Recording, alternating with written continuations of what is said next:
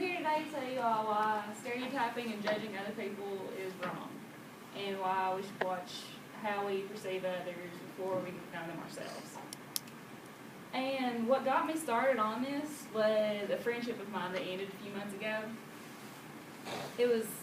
We've been friends since kindergarten, and it ended after I couldn't take it anymore. She was very judgmental of not only me, but those I cared about.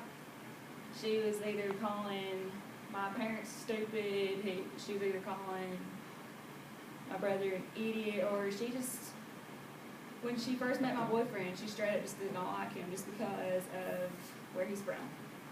So, and just her being so judgmental finally got me to see just how it can hurt people, upset them, and just make people not take it anymore. And so judging others and stereotyping them, well, that's obviously wrong. It can make whoever is doing the judging seem closed-minded, and damage is taken to the one who's being judged. And so, according to the King James Bible, judge not, you shall not be judged. Condemn not, you shall not be condemned. And forgive, and you will be forgiven. That's from Luke 6:37.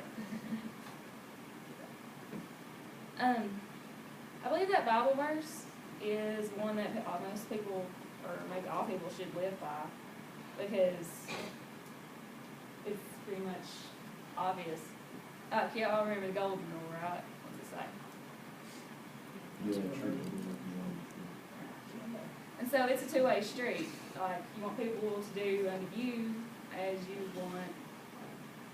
And so you shouldn't judge others harshly, and they won't judge you.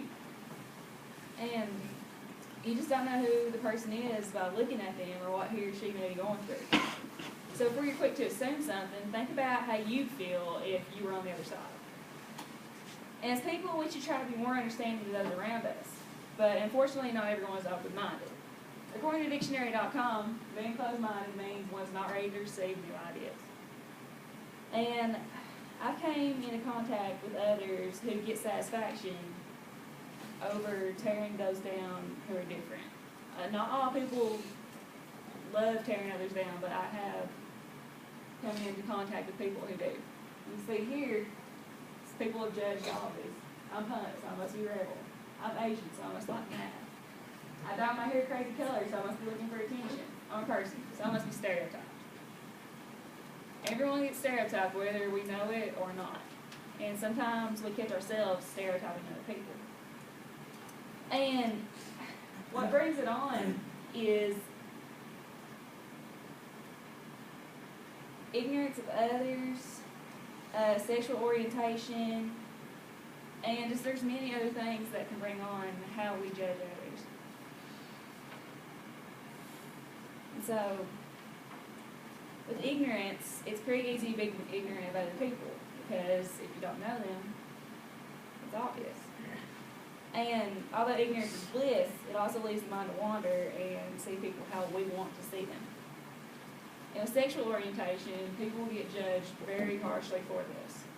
And all my life, I've been taught that straight way is the right way, which, as I came here, I have met people of other sexual orientations, and they're some of the best people I've ever met.